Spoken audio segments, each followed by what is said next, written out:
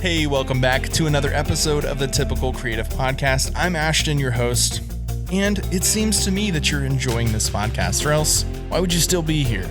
And if that is you, go ahead and leave a review. And if you really like it, drop a little comment in there about something you enjoy about it. That way the interwebs understands that this isn't just a weird piece of data launched out for nobody, but that somebody likes it. Thanks for doing that. Today's guest is a very fun one. I had a great time talking to him, and I think you'll enjoy it too. He was a football player at Missouri Southern State University, a left tackle in fact, which is one of the big guys who protects the quarterback. We talked about what it takes to keep that much weight on, along with a few life changes and what it's like to be a gatherings director, whatever that means. To find out, here's Jarrell Jackson. If you could describe yourself, just so anybody who doesn't know you, if you could describe yourself with 3 words, maybe phrases, 3 words or phrases, what might you say about yourself? Bro, I'm about to use so many words. This is crazy. First of all, it's dark chocolate. You know, I gotta rock with that because I'm a black man and I'm sweet. So like, dark chocolate is like not overly sweet, but like, you know, it's a nice thing. It's good for you, just like me. It's like a nice like. It's a luxury taste. Yes, it's a luxury. I like that. Which I will forever use that. I don't think you would have necessarily said that, but I would describe you as luxury. Bro, I'm about to change my IG bio to luxury, bro. Oh, just gosh. Straight up. Just a bunch of gold coins. Oh, my gosh. It's all the emojis. Okay, so dark chocolate. Dark chocolate. You got to rock with that. I'd say secondly, I'd probably roll with, I like big words, exuberant. Ooh. Why not? You know? I mean, and that's just the energy that I like always have pretty much 97 to 95% of the time. I think there's been 1 or 2 times, because we've been around each other a lot. Yeah. There's been 1 or 2 times where we've been working on something, whether it was your internship when you were working at the church, that's here in Joplin, or if it was, you know, some other random times where you were kind of like maybe coming off of feeling really good. Yeah. And you're hanging a little low. Yeah. You know, you got your phone jamming some tunes and I can kind of tell like, oh yeah, Joe's tired right now. Yeah. But even that is like 20% more energy than most people bring at their high. Right. So yeah, high energy. Yeah. Exuberance. Super high energy. Love it. Exuberance. And then I got an award for this. I'm going to say teddy bear. Oh. There's a reason for that. I got an award. So exuberant dark chocolate teddy bear. I'm the exuberant dark chocolate teddy bear. That's player. Marketing waiting to happen. Dog, listen, IG bio about to change, Twitter bio about to change, Facebook profile about to get done up. Help us, Lord. Man, listen, come on now. But not so. I work at Hill City Church. I'm a gatherings director there, and so we gatherings director essentially just means like leading worship and like anything that happens in our gathering is like what I'm overseeing. That's cool. It's been so much fun. I started that in July of 2020. It's been a blast. Yeah. And so we have a staff Christmas party, and at the Christmas party, we give out awards. And what happens is our executive team goes thrift shopping for the most outrageous looking random things that they could buy, and they buy them and then look at them all together like, okay, what is this award for based on what it looks like and who gets it? And so my award was a light brown, like bear holding a pot of honey, but it was a piggy bank. And so one of our executive team members, Katie, she walks up, she's like, okay, this award goes to, and we're all just looking at it like, this is weird. And she's talking about it, and she's like, teddy bear, voice that sounds like honey tastes, like whatever. And I'm just like, okay, this is a guy. I'm the only guy here who sings. This has got to be my award. And so essentially I got an award for being a great hugger and somebody who cares for other people super well. And then my voice apparently sounds like honey, which I don't even know how to describe that. But yeah, well, I mean, since it's a podcast, people could probably shake their head. Yeah, he sounds like honey, or no, maybe would describe him more like smooth as honey, or they'd be like, nope, that's dark chocolate. Ooh, that's not honey. Exuberant dark chocolate teddy bear. People just turn the volume down in the car right now after that. It's got real close, made people real uncomfortable. Yeah. So hey, I wanted to ask you also about a little bit of your background. So I know that you played football in college. Yes, I did. Which is like, if people meet you today, they're like, I could see it because it's not like you're a small person. Right. Yeah. You know, but you're also, you don't necessarily, actually you kind of do. You kind of still fit the football player vibe where it's like, you know, fashionable walking off the airplane, NFL style stuff. Yeah. But like not your college or high school football player where it's like, you're just like, you picked a brand like Adidas and you just wear Adidas. Nah, you know, it's man. like you have a different style. So anyway, tell me a little bit about like football and even some of the creative stuff that you had to go through playing football, learning football, interacting with people during football, interviews, you know, whatever. Yeah. So, I mean, first and foremost, I started playing at 6 years old in just little, you know, pee-wee leagues back home in New Orleans, Louisiana, which is where I'm from. 6 years old, 6 foot tall, 280. Dude, I wish I'd be in the league right now. Would have grown to 7'2". Yep. In the next Shaq, just playing left tackle. So I was always a bigger kid. You know, back then they had weight classes for like, you know, whatever age group you were in. And if you exceeded the weight limit, then you could only play offensive line. Like that was it. And they would put the red tape of shame on your helmet. So everybody knew this kid didn't make the weight limit. So this is why he has to play this position. So that was me every single year of Pee Wee football. If you're going to be a tackle in the league, in the NFL or something, like, I mean, I guess it's a good look. It's a good look if that's what you're looking towards. That's what you want. But man, like, listen. That's not usually where you get paid. Right, exactly. So, well, no, I'll say. If you're a tackle, maybe. Yeah, if you're a left tackle, you're making some bread. You got to protect. But guards? Blindside. I think guards and centers make less. I think. Centers don't. Centers make a decent bit. It just depends. I think it depends on how good the center is. Yeah. But I think the left tackle is still the highest paid position on the offensive line. I mean, they're all making millions of dollars. So what are we even talking about? I mean, I don't make anywhere near that. No. So they're all living better than I am. Shout out to O-lineman putting on for the squad. But yeah, so I was always an O-lineman. I played D-line once in high school. I was terrible at it. They put me right back on O-line. Couldn't chase anybody down. I was too slow. Yep. So I get to college and I'm at Missouri Southern, Division II school. Loved my time there. It was great. But yeah, learning new systems was wild. When I got there my freshman year, it was like, you know, we ran the same system that I ran in high school. So it was like, okay, pretty easy. I don't have to be super big. Right. I was 245, like continuity in plays is super nice. Yeah. Same techniques. Like it was all the same scheme. Just like, hey, we're going to hand the ball off almost every play. We'll throw it here and there. We were 4-7 that year. It was great. Well, let me just say this too. I think a lot of people say, like, they're like, oh, you know, you got to play sports and go to college. It's like, well, yeah, because I did homework and I did field work and I did homework about what I was doing on the field. It's like, it's a lot of work. It is a lot, yeah. It's not just like, it's not that you're not working. It's that you're working very specifically. Correct, yes. And it's almost year round. You know, for the entire fall, I mean, I'm waking up early. I'm going to workouts. I'm going to all my classes. And I'm trying my best to excel in all of my classes because if your grades drop, so does your playing time and potentially your scholarship. So you're fighting in classes that get progressively more difficult as college goes on to, you know, rock with it and stick with the program. And then on top of that, you go through a full practice throughout the day in the later half of the day, which is like 2.5, maybe 3 hours long, depending on NCAA rules or who wants to break those rules. But yeah, I mean, it was a huge experience of just hard work and just trying to figure out, you know, how hard will you work for this, you know? And my biggest thing was just being the best player that I could have been. And so when I first got to college, I was like, yeah, I'm going to the NFL. Wow, that sailed real fast. So by year 2, between year 1 and 2, I had to put on 35 pounds because we got a new coach, which is a new offensive system, which means I can't play at 245 anymore. Yep. So I got up to. So he wants you at 285. So that's when I started the season. Or 280, I guess. Well, I started the season about 280, and I got up to 295 by like week 3 or 4. Yep. And I stayed there all year, and that's when I realized I don't want to do this for the rest of my life because I feel like trash. I don't want to eat this much, dude, and work out this hard.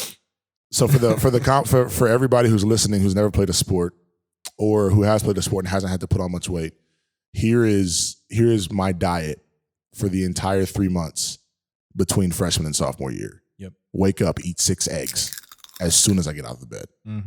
Go to weights. Cooked or not cooked? Cooked. I'm not Gaston. I'm not Gaston. I can't rock it like that. I remember this Hulk Hogan. I forget what the TV show was called. It was on MTV, but he'd eat an egg or whatever, and it was all. Dude. Anyway, but I'm like, and then I've heard people do that, but that's a different ball game. Gross. I ain't got it like that. Maybe that's what the guys in the league are doing. Maybe that's why I didn't make it. Don't know. So you're eating 6 eggs in the morning. 6 eggs in the morning.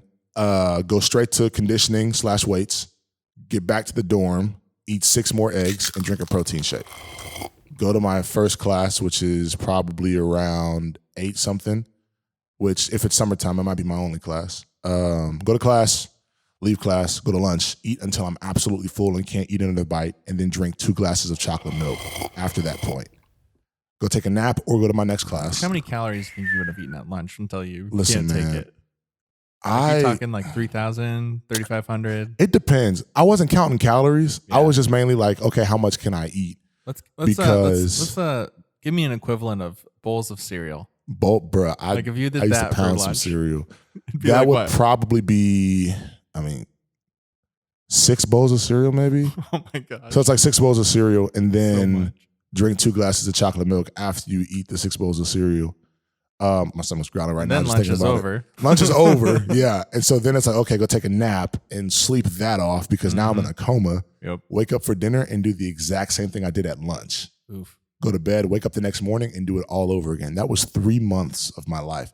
So a lot of people are like, man, I'm surprised like your heart's okay. It's like, number one, I hope my heart's okay. You probably need to go to the doctor soon. Yeah. Number 2, haven't checked. Well, I was working out so hard. Like, you're conditioning, you're lifting weights. Like that was the strongest I'd ever been, Well, being active is a lot more important than diet as far as being in your 20s as far as heart health. Yes. When you're 50, 40, 40, 50, even maybe 30s, like diet begins to play a lot bigger role. Yeah. And still doing cardio. And right. Metabolism slows down, yeah. like all that stuff. So yeah, the food sticks to you longer and all those things. But I'm a doctor, so I'm really important. So I know all these things from Googling. Oh, Dr. Edwards. Dr. Edwards. Yeah. Yikes. I don't think that's going to fly.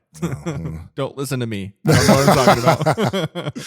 So dietary wise, even like that was what it was for months and months. And so after that season, I basically lost almost all that weight. I got back down to 270, got back up to 285, and then came in senior year at 260 with very upset coaches because they did not want me that small, and got back up to 285 by midseason and then finished out. And then it was like, okay, thanks for playing. See you. It's like, what do I do with all this weight?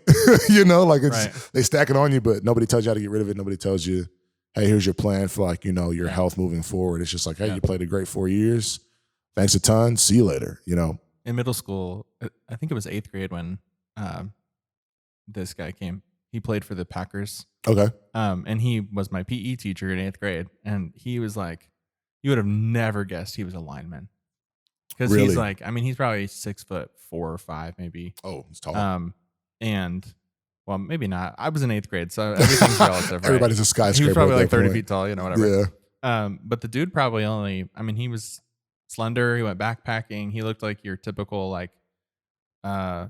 Colorado, you dress funny but you're skinny and active year round kind of person. So he was really, really in good shape. He's teaching PE. He's not just a lug, Right. Yeah. And he had talked about his diet, and he said he used to eat Taco Bell 7 times a day, and then he would change to a different restaurant and he would eat Wendy's 7 times a day, bro. So he was basically just ordering whatever's on the menu, or he'd find the cheapest thing and be like, I need 30 double cheeseburgers. Goodness gracious.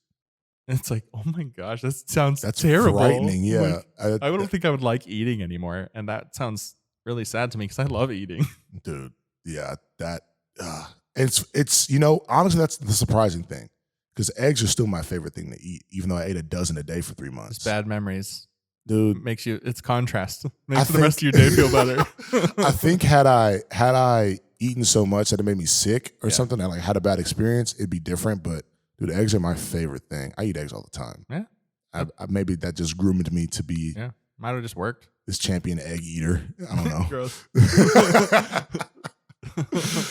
That's awesome. Yeah. So what other? We were talking earlier about press conferences. Dude, yes. Fill me in on some of that stuff, because I thought that was a pretty interesting thing. Yeah, because press conferences, so I remember when I got to do my first one, and it was midweek. It was like a Wednesday. That's when the press comes in, and at a Division II school that at the time was losing way more games than winning. There wasn't many people in the room. Mm-hmm. And so it was just you got a couple school reporters, somebody from the paper from in town, which is Joplin, Missouri. So it's not a big town. And then your coach is there because he's got to talk, and then you. And so I get up there and they're just asking me about just random stuff. They'll ask you about your own teammates, assuming that you're gonna like talk smack on them. And it's like, no, like even if I hate this guy, I'm gonna talk him up. Like we want to win this game. We don't want anybody to think that we're losers, you know? Yeah. Even though we at the time were by record losers. Hey, which, you know, at the time of recording this today, they won their game yesterday. Hey, they just won. They are 1-0 for the first time in a few years. In a weird spring season post coronavirus. So. Yeah, but a win's a win, and we'll take it. Yeah. They won by a point. Apparently, it came down to the wire, and they pulled through. So shout out to the Moso Lions right now. They're doing great. Yeah, I saw a story where they did the victory formation, and it was like, yeah, that's a good play. Yeah, absolutely. Everybody loves that play. Absolutely. But yeah, reporters will try to get you to dog your teammates, and if they catch you after a game, they might catch you like right after the game when you're exhausted. And yeah, best time to have a conversation. Oh, such a great time. You've done a 3-hour workout. Exactly. Yeah. Worked out for 3 hours. And it's like, yep, let's go talk to this guy about this game. Let's go on a And the date. first thing they ask you is, how do you feel about the loss? What do you mean, how do I feel? We just lost. And most of our losses were blowouts. Yeah. I remember one year UCM put 72 points on us. And I'm sure they broke some of their school records in that game because it was insane. And I'm just like, well, I'm glad I don't have to do this interview, you know. And you're on the O-line, so you were pretty much just not on the field. I mean, if they're scoring 72 points, yeah, there's not much that I'm doing as far as you're not tired, you're just mad. My role. Yeah, you want to play, you know. Yeah. It's like I'm just back on the sideline. Okay, cool. And what sucked is we put up 35, which at that time was the most points we put up all year. And so offensively, we're like, yeah, this is great. Yeah. And then we look at their score, and it's like, wow, this really sucks. We PR'd, but not in the good way. Exactly. And so, yeah, some reporters are really cool, though. I will say, I got a homie who's out in Wisconsin now, George Balekji. Shout out to George if he's hearing this. But he was always awesome. I mean, he was one of the guys that, like, you can grab a beer with that cat, like, later in the week if you wanted to. And that dude was pretty sweet to kick it around and hang with. But man, some of the school guys are just like, why are you asking me questions that make absolutely no sense? How am I supposed to know what their receivers are going to do? Yeah. I play offensive line for a different team. Yeah. Like, I'm not looking at the offensive scheme all for the them. Tape that I watched on their receivers, who I never on the field with at the same time. Exactly. I noticed that this guy likes to do a lot of double cuts. I was like, okay, why would you ever know that? I will say honestly, like reading defenses. Like I can do that now watching NFL ball, watching college ball because of the film that we did have to study. You know, we talk about, you know, being creative and like looking at new ways to interpret that stuff. I had a coach, Coach Blau. We can use his name because he was great. He was awesome. Yeah, that's awesome. But he would tell us like all these different tips of like, hey, if their defense is doing A, B, C, D, E, F, G, that means they're going to do H, I, J, K, L, M, N, O, P. And it's just like, oh, I never would have thought about that. And then you get in the game and total exactly what he said. Total. So all 26. You get in the game and that happens exactly as we called it and exactly as we planned it. Yeah. And it's just so crazy because it's like, I never thought that going and watching film like that before that year could show so much because he just broke down everything that any other defense was going to do. This guy coached Kaleki Osemele at Iowa State. Oh, cool. And I'm just like, so you like day one, I'm like, okay, you know about O-lineman. Like, I'm going to listen to you and like, I'm going to let you do your thing. And tell me what to do. Whatever you tell me, I'm in, dude, like straight up. And I mean, being able to call out blitzes and like know when the D-line is about to do something crazy and be able to call it before it happens was so sweet. Yeah. And so like we lost a lot of games, but because of all of that, for the volume of passes that we had, we were top 10 in the country my junior year for sacks allowed per volume of pass attempts. So we throw the ball like 600 times in a year and like allow less than 20 sacks, which is insane because pretty good for that's college. Now, granted, some games multiple sacks are happening, which sucks. I fell victim to that once. Playing against some good guys, man. But how do you feel about the loss, dude? I allowed 2 sacks. I allowed 2 sacks, and I probably shouldn't ever do anything. I did this. Probably should never play football again. These 2 sacks really just ruined my career. That's what they want you to say, though.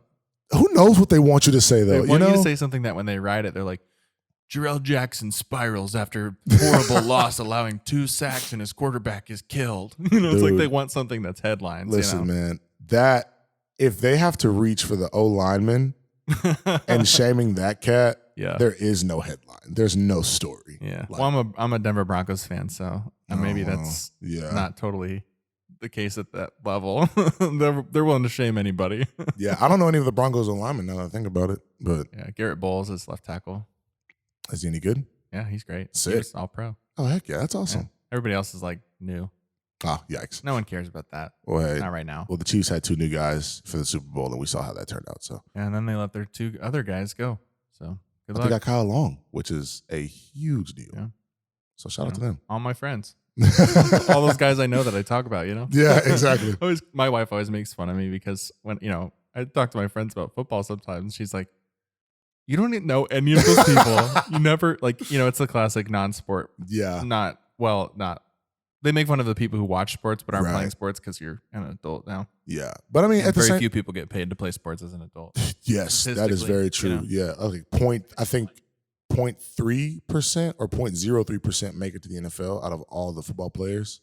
So yeah, one other thing I wanted to chat with you about that's really interesting to you specifically as a person is, so you played football. Yeah. And you were a football guy. Yep. And in college, you kind of came to faith in a more real way, right? Yes. Yeah. In a more ownership standpoint. Yes. Yeah. And so, that's kind of one of those things where you're like, okay, I'm living this life. I don't want to do that anymore. You come to Christian faith, you become that. And then you get really serious in that. And so now that leads you to where you are today. Yeah. Which is, that's pretty much where I met you as soon as that decision had happened. Mm-hmm. Where you started taking your faith seriously. And now you're a worship pastor. Yes. So college football player, college offensive lineman. Yeah. Now you are a worship pastor that holds a guitar and does the classic fine artsy type of stuff. Yeah. But I'm curious, not just to say, okay, now tell me about that, but is there anything that's like unique, that's cool to you, that maybe people would go, oh yeah, that is unique to Jarrell? Whoa. Of the experience that you bring from all of, not just football, but all of who you were, all of who you have been up to this point, that even like, either limits you or informs you to do things in a cool way or a special way. Like share with me some of that stuff. Like I'm just curious. Before I get into that, I was just so inspired by High School Musical and Troy Bolton. I'm just kidding. That's right. Definitely just joking. Nah, so Never seen it. You're not missing much. Okay. So I got baptized at 7 years old, grew up in the church, and it was a very different church than like the church that I'm leading worship at now. Yeah.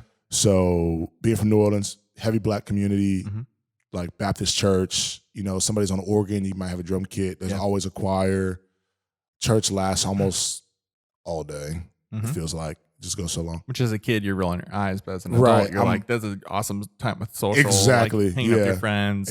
Dude, absolutely. I love it now as an adult. I'm like, man, church can go longer. That'd be great. Sure. So for me, in that whole experience, it was crazy. I think what's unique to me specifically is how I can relate to people who are in that now. When I was coming up, I went to church and like I was a believer, but I wasn't like truly living like I should have been, of course, Sure. I mean, my faith was basically my parents' faith. I was just going to church because they made us go. If I had a choice, I probably wouldn't have gone. I think that's a lot of people's stories. Right, yeah. And so I get to college, and my whole first fall, I'm like, I don't have any friends. I want to fit in with the football team. Let's just get crazy. And I party and sleep around, you name it, like everything that you could possibly do in college is happening. Swing the pendulum. Except drugs. Didn't do drugs, which is like, sweet. Yeah. But you're not going to be a good football player if you do that either. So you still got to maintain that too. I mean, yeah, I guess. Yeah, but so I'm doing all of that stuff, and then I partied super hard one night, and then I woke up the next morning and just felt this huge weight of like shame and conviction, and it came out of nowhere. It literally smacked me in the face, and I haven't told a whole bunch of people this story, I don't think, but I woke up that morning and literally audibly heard a voice saying, this isn't who I've called you to be. You got to come back. And I was just like, whoa, what just happened? Yeah. A few minutes later, I get a text message inviting me to like the college age ministry at College Heights. Shout out to Upper Room, plug. And I wound up going that night. It was Sunday night, and I wound up going, and it was great. And I almost was just like, I'm just go back to campus afterwards. It was like, oh, white church is weird, because like I never been to a church that was like the contemporary, like modern worship style. As a white person who's been in the that type of church my whole life. It is weird. I accept that. It is weird. And it's, I'm someone who's always willing to say, how could we make this not less weird, but more inclusive? If that means we sacrifice something so that someone else is able to understand or belong. Yeah. Like, let's do that. And I think it takes steps. As far as practice is concerned. Correct. Not as far as like, we don't believe that anymore. Right. Yeah. And there's steps to it. I remember, my mentor that I had in college, Josh, he told me once when I was like, hey, is that bald guy? Yeah, that dude with the big forehead. Yeah, Josh Quaddy. Quaddy with the. Shout out to Quaddy, man. He's not actually bald. We're just roasting him. Yeah, we always do. He hates it. We love him still. It's great. Yeah. But I remember him telling me once, like, hey man, it kind of sucks that you have to forget everything that you knew about church to fit in here. Mm-hmm. But at the time, there was nothing that we could have done about it. Sure. It's the culture of the church that it had been, and I'm not the majority. I'm in the minority, like significantly. Like there's like no black people at College Heights, and if they are, they're not from America usually. Yeah, which is not a bad thing. I think that's great. But as far as just like what culture looks like in that, that was just super difficult to try to navigate. And so for me, it was okay, I feel like this is where I need to be. Mm-hmm. It kind of sucks that I do have to like, almost abandon what I've known about how churches operate. Right. But at the same time, like if this is where I'm going to grow, this is where I'm going to grow. Because what I knew about the church and how it operated, I personally was not growing in that. I'm not saying that growth can't happen there. I just was not growing. Yeah. And so, I think we're all numb to the thing that we started with because it's the only thing you knew. So it's normal. Yeah. And so it's easy to just assume, oh, that's the way it is. Yes. And so it doesn't inspire critical thinking. Correct. Which I think critical thinking isn't necessarily being negative, but it's like realizing something is true and being able to arrive there on your own. Yeah. Absolutely. Which I think is a better description of people saying, I just had my parents' faith. And it's like, well, no, you just had a normal thing. Correct. And as soon as that was challenged, then you realize, no, I do or don't believe this. Right, exactly. And you have to really, really make that decision like in that moment even. And if you hesitate on it, it won't get made or you just don't believe it, which is, it's whatever it is to that person that applies to, Right. And so for me, I was like, no, I believe this, but I'm not modeling this at all. And so it's 2015 now, and I'm like, okay, I am growing. I want to stay connected. I was going to go to like South Padre Island for spring break. I wound up going on a mission trip to Las Vegas with College Heights, which was super dope. Met so many great people. Yeah, that's cool. And even in the midst of all that, I'm like, okay, how else can I like serve here? Like what like we talked about serving so much. I was like, okay, so what can I do? What do I offer? Yep.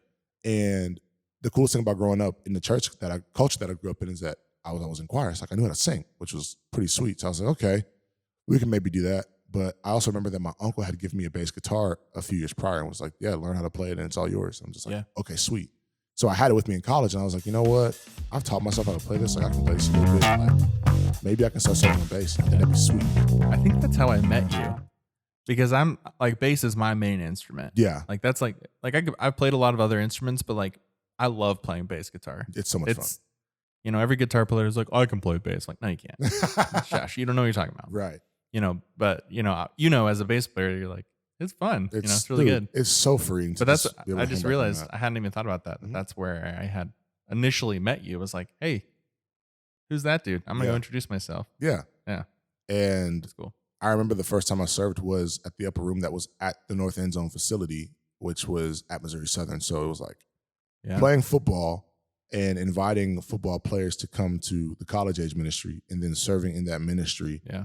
Like not even like I look back now, like that could have potentially been like, something super monumental for somebody who didn't think that they had a spot in the quote unquote white church. Because to be honest, like it's very difficult to envision yourself somewhere in general when there's no representation of yourself in that. And it takes creative thinking to see how you bring yourself to that. Absolutely. Yeah. Yeah. And so for me, it was like, if I want to be involved and invested here, what can I bring to the table? Well, I play an instrument and I know I can serve on this instrument. So let's bring that. And so for a couple of years, I just played bass, man. That was it. I was just on the bass guitar, just real comfortable, chilling. But being you and building relationships, because like we described you with a few words at the beginning of this, but if we use those words to like bring that person into just showing up and just being a part of a community, regardless of faith, whatever, like even if you did that just at school in a club or whatever, you're going to bring creatively yourself to that. It's like, you bring who you are Mhm. to that community, but it's not always glamorous. We look at creative It's not thinking always and glamorous. look at creativity, and it's always the output. It's the, multi-million or billion-dollar movie. It's the, artist who sells this or that. It's the, if you're into crypto, the NFT. I don't know if you know what that is, but No clue. NFTs, I could explain it. Look it up. If you don't know what it is, look it up. I'm not gonna talk about it. It's nerdy stuff. But basically, it's all of these things that are like cool. They're a great, cool product, but people are only looking at the deliverable, not the process. Correct. And the process is ugly a lot of times. Yeah, the process for me was learning And nominal, boring. Yeah. It can be a lot of things. Yeah, learning how to play a bass and Yeah. like even trying to learn scales on that sucker and just like Yeah. know what I'm doing on it and like Right. learning how to transpose music at some point. Like, Yeah. even my majors in school were super wild. I was an engineering major for 2 years and was just like, Mhm. wow, this is miserable. And then I went music ed and was like, wow, this is going to take me 5 more years. Yeah. Can't do that. Okay, now let's just go general studies. And that's what I graduated with. But Yeah. like in the midst of all that, I feel like, there was a purpose for all of those things. Sure. Because being in that, like music education, for example, taught me so much about music that I then applied to what I was already trying to do. Yeah. And so for me, like serving in the church and where that came from and how I got to this point, it kind of happened significantly the summer of 2017. It was going into my last season of football, but I didn't go to summer training. I had gotten encouraged by some friends that prior semester to apply at CIY and go intern with them for a summer and like, go tour with Move or whatever and what have Which you. CIY is a group that does Christian conferences for youth, right? Yes. And so what they do is great. It's phenomenal. And they're really balling out right now, trying to make this summer even happen for students and things. And so, I interned with them and I backstage managed, and I was in Michigan one week and I just felt called like, hey, you're either going to be out here with the students as a youth pastor or you're going to be on stage as a worship leader in some capacity, but like you need to go figure that out because those are the two things that you're called to. So, okay, cool. Like, that's great. And so I immediately come back and I'm just like, all right, Lord, here we go. Yeah. Youth team internship. Let's figure out what that looks like. Man, in the first 2 months of that internship, the high school pastor leaves. And so it's like, okay, so now I'm trying to play my last season of football and I don't have no like specific direct instruction or direction with this internship. And so it was a really interesting time period. But what wound up happening was it was like, hey, like, if you can make sure that worship gets, scheduled and planned and it operates well for, the high school ministry, then that will be your internship. I was like, okay, sweet. Like I'm already playing bass. Like I'm serving in that ministry. When anyway. they threw you into something that you'd not done before. Never. No. And so you're immediately uncomfortable. Absolutely. Which I think is an extremely key part. That like this is one of those things that like when you hear someone say it, you're like, duh, of course I know that. But then you look at your own situation. It's hard to back up even. I'm not even talking the 30,000 foot, like where am I at? Yeah. I'm talking just back up like 2 steps. Right. It's hard to look at it and be like, this is weird. I'm not skilled at this. I don't know how to do this, but I trust that I've been brought to this moment and I'll bring whatever creative thinking and experiences here. Right. And I might fail, but that'll teach me. I think the toughest part about that too was being on a youth team where it's like, okay, how do we connect with students? And I'm just like, every idea that I had kind of related to like minority students or just students who like grew up for like how I grew up. Because that was the only context that I had to go off of. And by nature, there's very few of them. Right, exactly. So you're not really talking about it's a very sheltered, right? It's a very sheltered community in general. Yeah. And that's no disrespect to people who like shelter their kids and make sure like, they ease their kids into different things and stages of life. I think that's super responsible. That's super great. But that wasn't like me, like, for example, like growing up, it's like, you can't listen to rap music, but here's all of these slow jams that are communicating the exact same thing that rap music communicates, except in a way that you can actually understand. Sure. Because I couldn't understand half the rap music I was listening to. And so it was just so crazy because, that was my upbringing. So I'm just like, yeah, I know how to connect on that level. But then it's like, no, like, these kids don't vibe into that and don't do all of that and aren't being exposed to everything that you've been exposed to. So now you're bringing trap beats to worship music. Bro, listen. People are like, bro, we clapping on 1 and 3. 2 and 4, 2 and 4. It's easy. Come on. So, I mean, my experience for youth ministry was trying to connect to like, it was honestly like I was more set up to connect to like inner city kids or like kids who had been through some stuff, Which kind of pushed you to take the opportunity that you have now, right? Where you're doing a church plant, right? So it's how old is that church? Oh, we're 4 years old right now. No, 5 years. We're 5 years now. Yeah. Okay. So 4 or 5 years old. Yeah. And that's, I don't know if anybody's ever launched something, but 4 or 5 years is still very new. It's very young. There's no, like, you might start to have some habits or traditions, Correct. but probably you've changed scenery enough times. Yeah. As it's grown from 20 to 30 to 50 to 100. It's like you get these things where it's like your space quickly runs out when you're small and you're growing. So 4 or 5 years is still very early. Yes. And it's crazy. But you're in a city now, right? Or a bigger city than Joplin, at least. Right. But even in that, when you say you might have some traditions and things set in stone, we've operated a certain way before I got there, but I got there after COVID, and so the summer that I got there last summer, it was like we had really just started getting back into like going back to church. Yeah. And so in the COVID time, like the 3 volunteer leaders who were running that ministry all stepped out. Yeah. And it was a season of just like, hey, like one person had a kid and wanted to go be a dad, like make sure they were like taking care of the kid. The other person was super burnt out. Yeah. Another guy was just like, COVID's happening, we're not doing anything, so I'm just out, taking a break, had been burnt out, serving for so long. And so it was just like, we're kind of starting from scratch. Mm-hmm. And so, I mean, there's and like you're new. Yeah, and I'm new. So it's like, hey, new guy. Yeah. Hey, since you don't know anybody, here. Can you find people to help?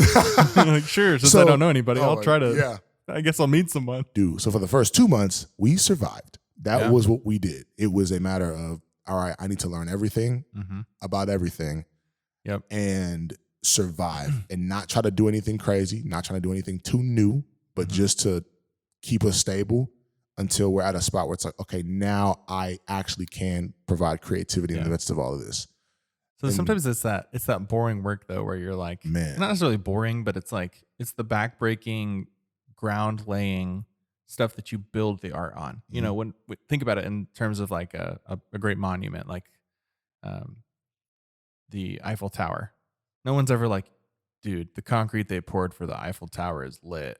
It's like, it's concrete. Yeah, nobody's okay, but guess what the Eiffel Tower stands on? That concrete. It's concrete, and there's probably infrastructure that goes down into the ground that allows you to go that high above the earth. But it's like, that's not fun to talk about. Right. You don't even take pictures of it. No. There's no, like, this might even be one of the only conversations in the world where someone's talking about the concrete underneath something that people love to look at, take pictures with, and do all this cool stuff. So it's like, that is a lot of times, I've experienced this. A lot of times you go through laying all the groundwork for somebody else to build their tower. And that can be humbling, frustrating. I think it depends on the angle that you come at it with. Yeah. So for these guys who are amazing men who I still get to serve with sometimes and still get to see around the church, like, for them, they're finally getting rest, and they're finally like, hey, we don't have to stress about the behind the scenes nuances, ins and outs of this ministry anymore. We can just either serve here or just attend and continue to serve this church in a different way. Yeah. And I think that's where they've been at. And they've been super encouraging and super empowering, just like, hey, like, you're doing a great job. Like, keep what you're doing going, keep it happening. Because for me, as far as church cultures, I've jumped around into a few drastically different church cultures. So, going from a very traditional Black Baptist background, where we're going choirs and organs and praise breaks and all of that, to then going to College Heights, which was my intro to contemporary worship. Yeah. But also, some pretty creative liturgy things here and there, some pretty creative song stuff here and there, to then go to Hope City, which was my first full-time ministry position, where it was all about, like, we're being super creative. We're getting outside of the box. This full production, lots of lights. Oh man, it was insane. Service to the second. Yes, it was. Plan everything. It was wild. Very tight. Yes, very much so tight knit. To now be at a church plant that's like, hey, we want to like modernize ourselves a bit, but there's some places that we don't want to go, and there's some things that we don't want to do. But at the same time, we want you to be as creative as possible. Yeah. Here's the keys. Go for a drive. Just don't take this road, this road, this road, this road, this road, but we want to get there. And that's the thing too, Okay, let's figure it out. But what surprised me was it wasn't so hard pressed. Yeah. Like, I thought it was going to be a very concrete, like, we operate like this. Yeah. Because, I was just coming off of Hope City, and Hope City was like down to the wire. Yeah. Like, it's a bigger structure though. Like, you now sit in more of a, for lack of better terms, you're in control. Like, you have the driver's wheel. Right like, now, you have the steering wheel. And so you can kind of guide the places that you end up taking the vehicle, and how fast you go with the vehicle, and how hard you turn, how smooth, or, if you turn the music up or not. It's like you control the whole experience of the travel. Correct. As for before, you used to be in the passenger seat, maybe saying, hey, you're going to take a turn here in a second. Yeah. And the driver could go, yeah, I don't want to. I know a better route. Or they could go, okay, and take the turn, Yeah. So it's like a very different structure now for you too. And that's right. Cool. And it's been super, super, super interesting too, like being in the midst of all of it and like having the insight and like bringing things to the table. I think the biggest thing has been, I mean, we could talk about worship culture for the next 20 hours if we wanted to, and really break that down and get after it. I assume that you did it. I think the biggest thing creativity-wise was not even necessarily the music, though. Mm-hmm. It's not necessarily, the planning. Yep. It's the communication of the gospel every single week. Yeah, the pastoring. Yeah. And so for us, that was a role that I had a lot less experience in, that it's taken me a while to be able to grow and get to. Yeah. We operate in the gospel rhythm. So for us, it's like if we communicate the gospel and that's what you walk away with, then we've done our job well. Yep. Like as long as you know the gospel, because that's your salvation. Cool. Yep. That's how we operate. So throughout the gathering, we're singing, there's sermon. Sometimes we'll do poetry. Sometimes we'll do spoken words. Like sometimes we'll do scripture readings or like just big prayer moments, just walking through this liturgy or something like that. Yep. But it's every week is something different. Like that's the biggest thing. But at the same time, we want to communicate the gospel message the exact same way. Right. Because that's the most foundational truth in our faith. And like we also say the gospel truth has nothing to hide. So it's like we communicate that truth over and over again in different ways to reach different people. Just so people know, like, hey, no matter what you've been through or what you got, bring it to the table because you don't have to hide that because of what Jesus has already done. Yep. I mean, everything is communicate the gospel and we'll go from there type of thing, And it's been great. It's been a blast to try to do like not the same thing every single week. And I'm not saying, like that's what's been happening over the years. I've already done that. I can't do it. You're not going with that attitude. Right. Exactly. It's a blast to say, okay, this week we're going to sing a song like this coming. We're going to sing a song. We're going to read some scripture talking about sin and how sin leads to death. Yay. And then we're going to sing a song. Everybody clap along. And then we're going to sing a song about said sin and what Christ did and how he died to rescue us from that. Then we're going to read another scripture altogether about how the wages of sin was death, yes, but because of Christ, we have the free gift of eternal life through grace, through faith in him. And then we're going to sing a song about that. And then we're going to go into the message and then come back and respond to the gospel with a couple other songs, stuff like that. Is that what you're doing this week? That's this week. Yeah, I was going to say, that sounds exclusive. Fresh. Sounds like you're like, I got this in my mind. I'm going to execute this in a couple days. Exactly. And so like that's this week, for example. But, yeah, it's cool. Last week it was a little different. We sang 2 songs and then we had this huge prayer moment of like, hey, what are you carrying right now that's burdening you? Yeah. Sit in that. Which, those are, for instance, like you're talking about all these different church experiences. Yeah. And I think that the thing that you picked up in each of those is not to say this one's better than this one or this one's not as good as this one. Correct. But it's to say this experience offered my soul and even as I observe other people, it offered people who are anxious and full of depression. It offered them space to be them. And then you come over here and you say, I like what this did.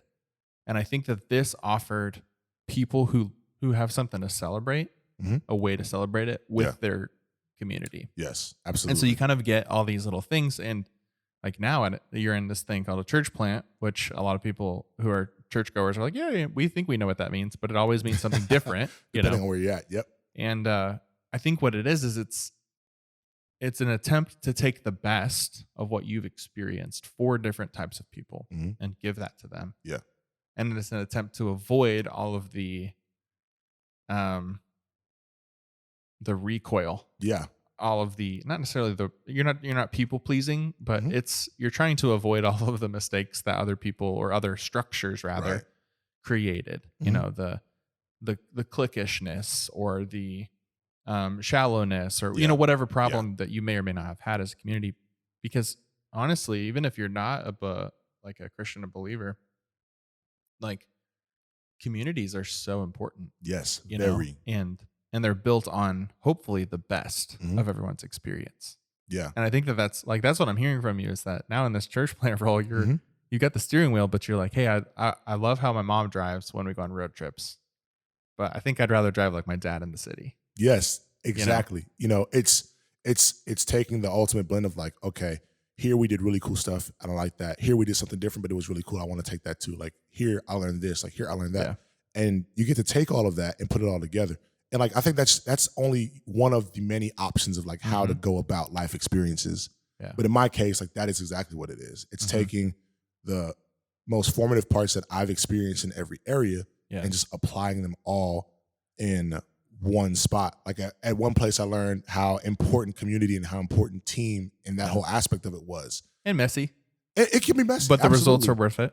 Absolutely. Yeah. And so bringing that to the table here alongside the musicality that I learned from a different place, alongside the like scriptural density and the importance of prayer moments and the importance of actually like diving into the word, not just in the having sermon. A backbone. It's not just entertainment. Yes, absolutely. Like that aspect of it as well that I draw from somewhere else. So it's like, and it's not just like where you've served that, but also what you've experienced, where you've been, you know, and just learning so much. And like even in a space like this, like in a podcast space, absorbing the experience and stories that other people share. You know, it's like even I'm sitting here talking to you and I'm thinking about some of my own experiences, but I'm hearing your experience and going, that was a little different than mine. Or in a lot of cases, that was very different than mine. Yeah. But that doesn't make either experience, again, better or worse. Correct. It just helps me to go, you know, there's something Jarrell brings to this world. And, you know, depending on your belief systems, like to faith and to communities, that I don't. And I'm thankful for that. You know, I'm grateful that he brings a different thing than I do, because you know, there's probably something I also bring that isn't something that you think about. Right. And we just but it's so cool because, you know, each of us get and we mentioned the opportunity to do that. We mentioned it a few minutes ago, you know, whether we were live or not, I can't remember, but you even talking about like, you know, like I'm a very logical creative. Yeah. Like you saying that about yourself. Yeah, I'm just more like, logistical and And I'm just like, that's so awesome. Like you've got plans when you create. I have zero plans when I create. But the fact, like for me, the spontaneity suits me better and like helps me in my area better. But I'm so glad that you bring the logistics to the table, because it's like, let's say if we're creating together, you know, I could think of something in the spontaneity and you're like, hey, that actually doesn't fully work because of X, Y, Z. And like, I don't even think about that. Or actually that totally works, but give me 5 minutes because I need to get these things ready so that we can see that happen. Yes. That's more of my thing. Like I don't want to be the naysayer. I want to say, you just have to maybe change your timeline, or we need to change our budget, or we need to change our expectation. Right. But I don't usually want to change the expectation, because that's the thing people love the most is their idea. So it's one of those things where I'm just like, you know, I would rather say, I know you really are excited. Give me 5 minutes to figure out some details. And then let's go. Absolutely. You know, which is a different type of creativity. Yeah. But still very, very, very creative and very needed in the world in that matter as well. Yeah. You mentioned budget. I'm just like, wow, I didn't even talk about running a budget is wild. That's because you're bougie, daddy. Listen, I mean, not really. Compared to me. I mean, compared to you, yeah. But we come from different places, you know how to go. You got to be creative and express yourself. I mean, you're wearing a nice jacket. Bro, this is from Target. Yeah, but you look nice. I mean, I look like a dad. I don't even have kids. Yeah, I can't look like a dad yet because I'm still single. So it's like maybe when I'm married. 5 years. Yeah, maybe once I'm married, you Almost know. 6. Oh, hello, coming up. That's right. Coming up. Old. So on that note, creativity and relationships. Yeah. What does that look like for you being married for almost 6 years? I'm asking you the questions now. Yeah. Sucker. Oh, look at you. Stole the podcast line. Yeah. I mean, honestly, it's like any relationship, you know, like for instance, like, my wife and I dated for 2 years before we were even engaged, and we were at Christian college then. So that's like 50 years for Christian college students to date for 2 years. Yeah. There was literally people who got together after we started dating, married, and had their first kid before we were engaged. So that's the express route. And for some reason they're like, oh, that's fine. But then they're like, don't date in high school, never date, you know. Oh my gosh. Whatever. I'm not shaming anybody's standards, but I kind of am. So no shame. No shame. Let's talk about it.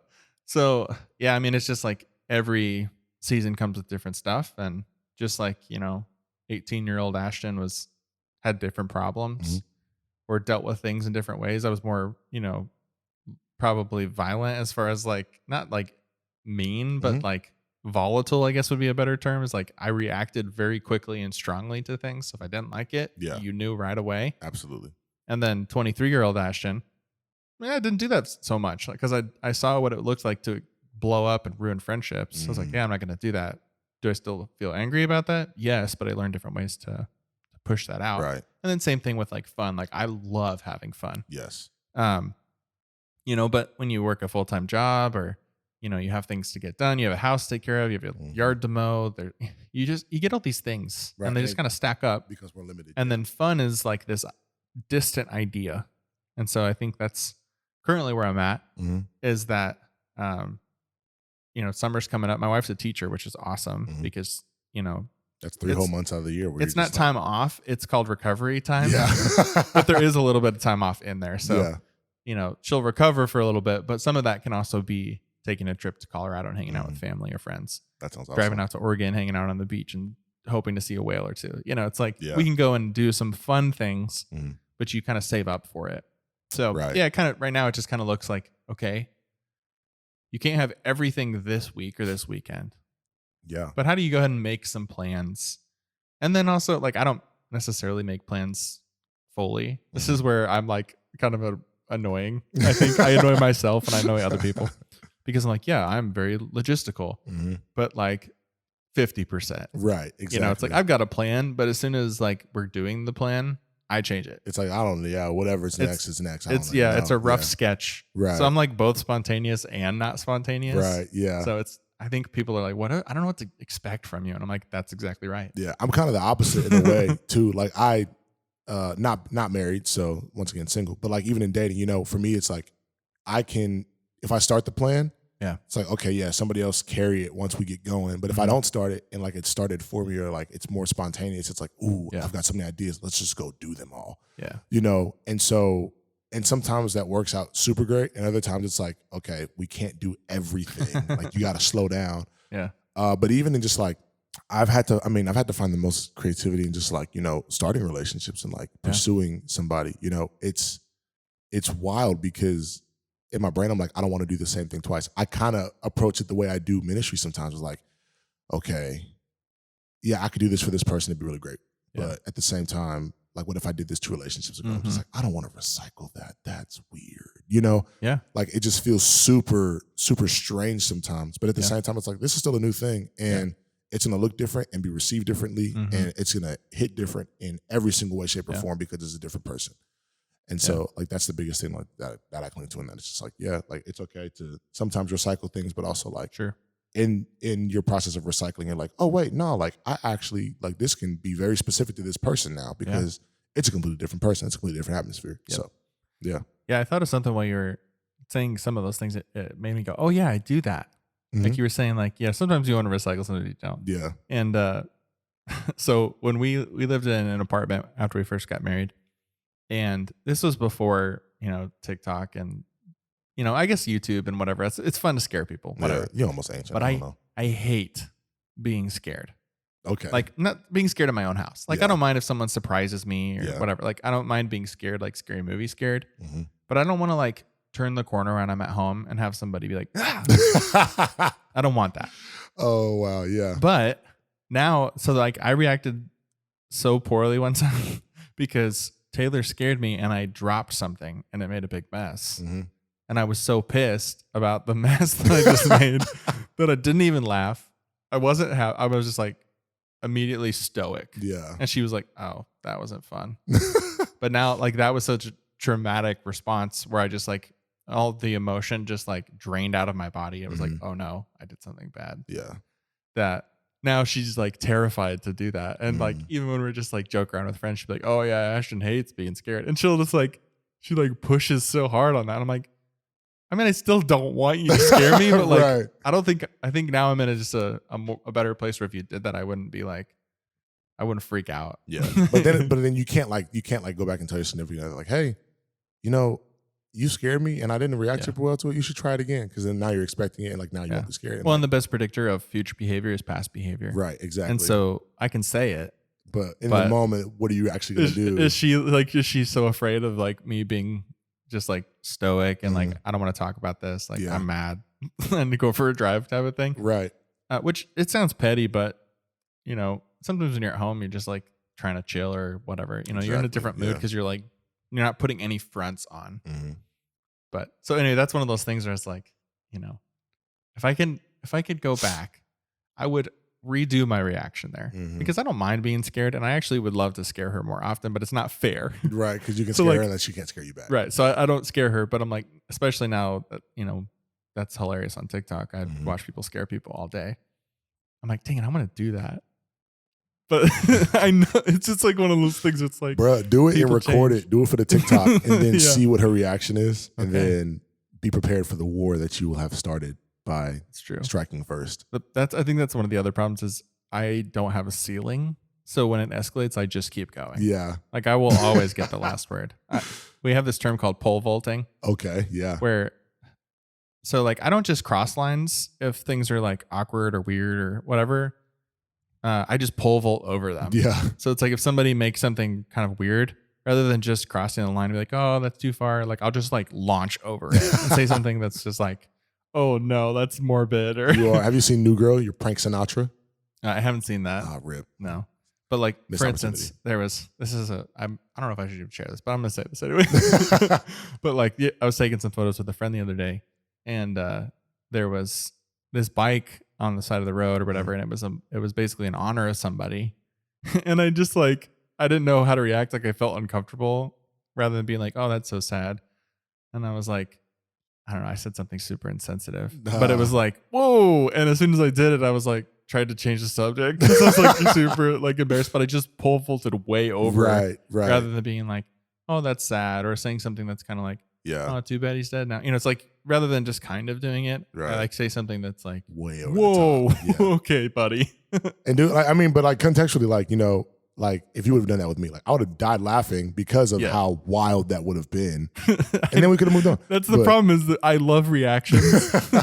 So it's like when if a kid does something bad and you laugh, they're like, oh yeah. Then they keep doing it. And then when you're like, stop doing that, they're like, but you thought it was funny. Right, exactly. Which is also my problem with children is I just like, I'll always play too hard. And then as soon as I'm done playing, they're not. Right. And I'm like, stop punching me. And like, but no, punching you 2 seconds ago was hilarious. Right, exactly. Yeah, but I'm an adult, so I changed my mind. Don't say that word, but you laughed the first time I said it. Well, it's not a good word. Don't say it. It's like, you gotta watch everything you do with kids. I taught, I accidentally teach kids things on all the time. Like when I was at church, like our, you know, Colby Allen. Yeah. So his little kids, I don't know, he's probably 2 or 3, whatever. And he walks up to me at church like a month ago. And he's like just kind of hovering around.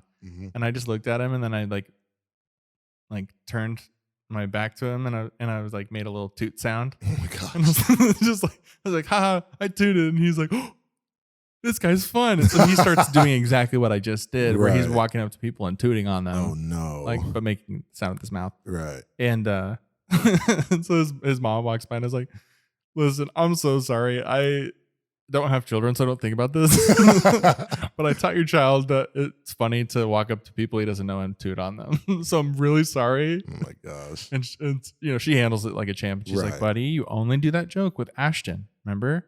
So that's just your joke. You don't do that anywhere else. I'm like, pro mom. That's legit. You know, but I'm just like still gives the access, but with parameters. So, but I'm like, regardless, I'm always like, dang it, I forgot that 3-year-olds are impressionable. I thought everybody's impressionable, you know. Yeah. But then I'm like, don't do that. Stop doing that. That's like they don't respect me anymore. Right. Now I'm like, I'm a large 3-year-old in their mind. You know? Exactly. That's a big old 3-year-old. Probably an apt description though. Pretty much. My internal world. Large 3-year-old. There's your 4 words for yourself. Okay, well, a large 3-year-old. I can't tell if Jarrell just called me that or if I did that to myself, but either way, it's kind of true. So I'll take it. Hey, if you want to keep the party going with Jarrell, follow him on Instagram at Jarrell Jackson. He really is a walking party. He posts a ton of delicious food, a ton of good vibes, and his food will make you mad you went to Taco Bell instead of just calling him up and saying, make me some of that. Also, I am super, super stoked about all of the guests coming up. New episode every single Tuesday for this Typical Creative podcast. And as always, creatives, I hope you're finding creativity in your lives. And until next Tuesday, stay creative. See ya.